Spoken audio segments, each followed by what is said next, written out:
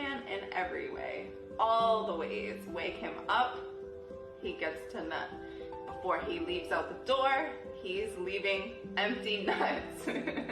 At work, I am calling him like, come outside, it's your lunch break. It's time for you to get your nut off. Early the next morning.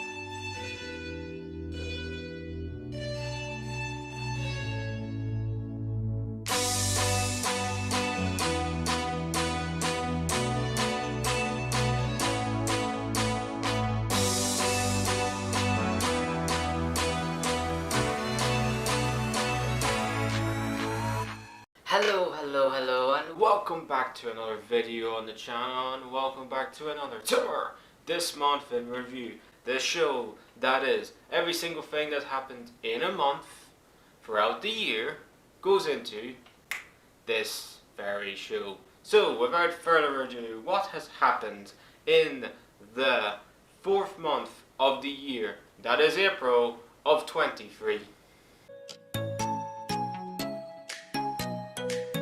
Doctors in the United Kingdom are all striking, but why are they? Today is the last day of strike action in our 72 hours first round. The government has shown absolutely no signs that they want to negotiate with us on pay, and it's looking increasingly likely that we'll have to take further action. But I know that you can win this. You have the power to organise with your colleagues, you have the power to build relationships and build our union so that we win pay restoration. Oh wait, you serious? Let me laugh even harder. Junior doctors in the United Kingdom have been striking constantly for so many days of this month in April because of pay. And I know what people will say. No, but not true. Everyone, is struggling with income at the minute. Inflation's going through the roof and blah, blah, blah, blah, blah. True. I understand that. But let's go all the way back to the start of this month during Easter, where during the 4 days between the 11th of April all the way to the 14th to the 15th of April, they were striking for those days. And they were striking because of a 35% pay cut that they want and deserve, really, which they still haven't got.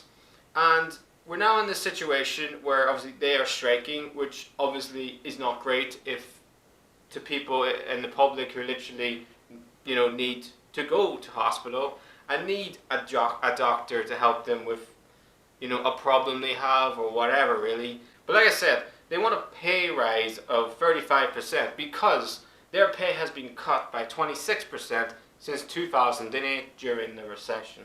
But this isn't the first time the junior doctors have been striking in the United Kingdom. They've been striking constantly way back in 2009 and 2010 and 2012, and God knows how many times they've been striking to try and get some sort of common sense, really, or just some sort of reaction, really, from the UK's government and from the health secretary, who literally is the one that should be doing something, really. But they changed the health secretary more times than Watford changed managers. And this is what, for me, angers me the most, really, and probably all junior doctors out there and all health care workers and all that, really, anger the most, really, is the fact that during Brexit, back in 2016, when that stupid, ridiculous boss said, oh, we give 350 million to the EU, all that's going to go to the NHS. Well, guess what? We're in 2023 and the NHS hasn't seen a dime of that money whatsoever. So I'm not sitting here saying that he's a fucking bullshit liar, but it's splattered on a damn bus and he lied and he's no longer the Prime Minister. So, take that as you will, really. And this is another big sort of fuck you to the UK government. At the start of this year, in February, literally February, only a few months ago, the MPs got a pay rise of 2.9%. they got a pay rise of nearly 3%, which means, and I have the notes here, their salary raises up to £86,564 a year. Junior doctors are on their knees, but just, struggling to pay fucking bills and struggling to keep a roof over their head and stressed out about fucking, what's going with life really and all that. And then the fucking MP just sit on their ass and fucking do nothing. And they're actually worse than influencers. And they get a pay raise of nearly 3%. While the junior doctors, what do they get? Fuck you. We give you a clap during COVID to save our lives. It's a lot of rubbish. It's actually a lot of fucking garbage, to say the least. I get the stigma with everybody saying that the junior doctors obviously striking, which doesn't help the fact that obviously people have had, appointments and they didn't get to and backed up and all that stuff. And I understand that, really. But if you be in their shoes, I think you would understand why. But yeah, that's all I need to really say on this. It's not really more of a it's more of a rant really I went on, but I just had to, I just had to think behind make a video about this because I'm absolutely disgusted with the UK government. I think they're a disgrace. I've made more videos on these absolute I don't even know what you call them, fucking clowns, than I think I've made any other video ever. I'm sick to my stomach with them, I really am, and I just want to go back making funny videos and entertaining videos for you and entertainment really, but no, I have to go and talk about the real hard facts because the fucking governments don't give a fuck.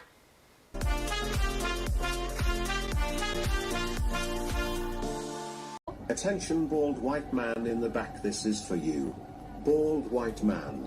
Bald white man. I would drag my sack through a mile of broken glass to sleep next to such a queen.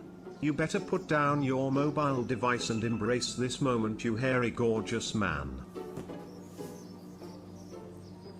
Wait, you are not pregnant? No. Oh well. Time to hit the gym, I think. Bald white man.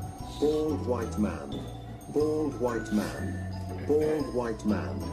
Yo feet look like sandals, boy. Yo, shut the fuck up!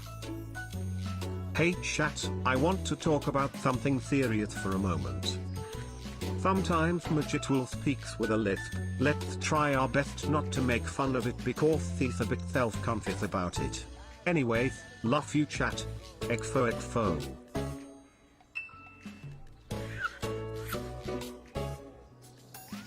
My sex life is like your stream uptime. Even though it lasts 2 minutes per week, those 2 minutes will still be the worst minutes of your life. Omega lol.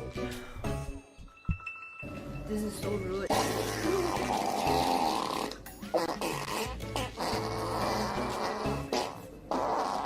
So does shit at this game. So does shit at this game. He's blowing the frickin' eardrums with this charlatan. What? If you were in a room with 100 dicks, how many would you choke on? None? None. Zero. None. Damn, you must be a pro. I walked into that! I'm done! Keith, have you ever watched a movie that goes like this?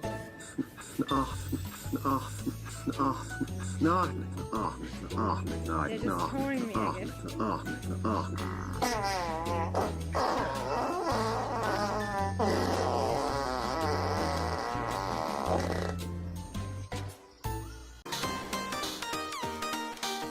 E3 is cancelled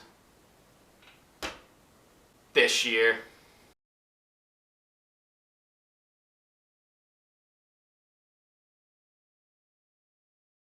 E3 is the biggest gaming expo in the world. It's hosted every year at Los Angeles and it's massive.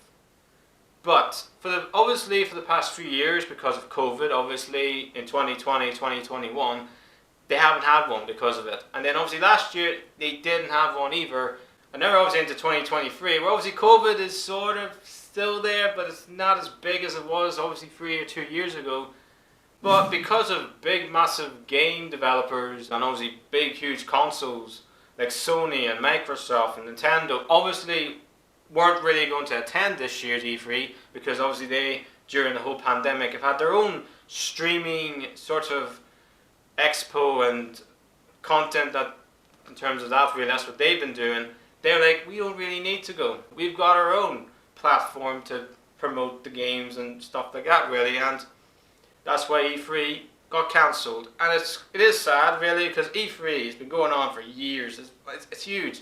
Yeah, but I just think the way we're going now, obviously live streaming and the way people want to, you know, consume content nowadays is through what I'm doing at the minute, videos and just interacting online, really. Online is now, for me, taking over everything, and it's sort of sad, really, but the old days are sort of past it, really. And I get people still love E3, and I understand people still love actually just going to like E3 or Gamescom or any game convention just for interacting and just being there with your friends, just hanging out and having fun. True, but these game developers and these massive game organizations are like, we don't need to. We've got our own platforms and our own sites, and we don't really need to. I think it's going to be very difficult for E3 going forward because I know there hasn't been an E3 for like 3 or 4 years now, since 2019, but I think it's going to be very difficult for E3. Plus maybe other games conventions as well, maybe Gamescom, maybe some others, to still keep going, because I just think this is the way we're going now, where online and streaming is king, while, you know, going to games conventions is sort of past its time.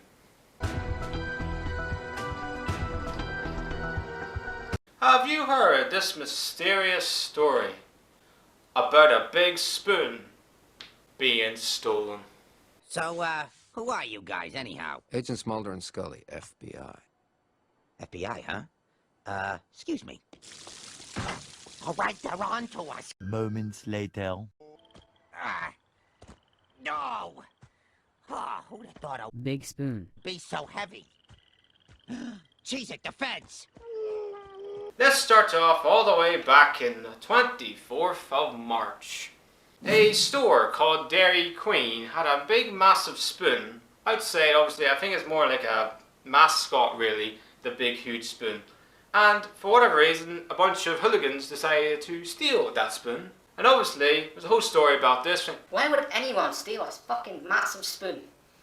Why? Just why? Then, literally a few weeks later, a man named Michael Foster was out playing Pokemon Go, as you do, and just saw the red spoon outside a school. I don't know what's more hilarious, really. The fact that a bunch of hooligans decided to steal a red spoon, or the fact that the man playing Pokemon Go found the spoon. It's crazy to think, I can't believe people still play Pokemon Go. I mean, what? But for anyone out there, yes, the spoon is back, safe, at Dairy Queen. It's all good, it's back to where it is. As for the hooligans, I have no idea. They may be just running like scoured dogs at the minute, because we don't even know. They could be arrested, we don't know. They could be given a huge fine.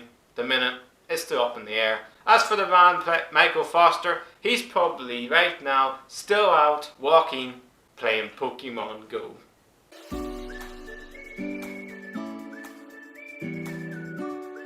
In California, the police department have hired a new police officer, and it's a bunny.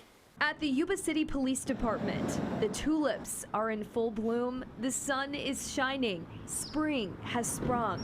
Literally. Come here, buddy. So much so, you might think the Easter Bunny came early.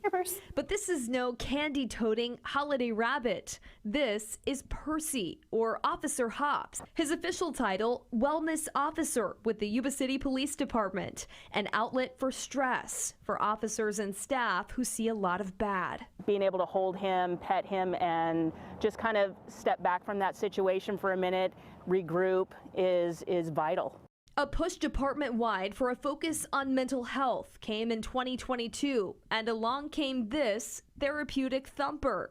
It all started when Officer Ashley Carson found him abandoned while on a call. I started to call him, and I said, "Here, bud." And he came running up to me, and he stood on his hind legs, and I picked him up. She took him to the animal shelter, and after a few weeks with no family found, department staffer Chelsea McCready adopted him and gave Percy not just a home, but an office. He just hangs out in here. He kind of free roams. Percy comes to work with Chelsea every day, even working some shifts too when she's not here. We're seeing the long-term benefits of it already in even just a short amount of time. A cop with hops, but daily to do an important job. Well done, Officer Bunny. You did a great job. Anyway, that's the end of another video on the channel and the end of another TMIR This Month In review. If you think that the junior doctors do 100% deserve a bloody pay rise, and that the fact that the United Kingdom's government are one of the worst run fucking governments in all of time, then just lean back and headbutt that motherfucking like button. You can also follow my social media platforms, links is down there in the description. I hope you have an amazing day out there. Stay safe and healthy too. Please like, subscribe, the natural is out.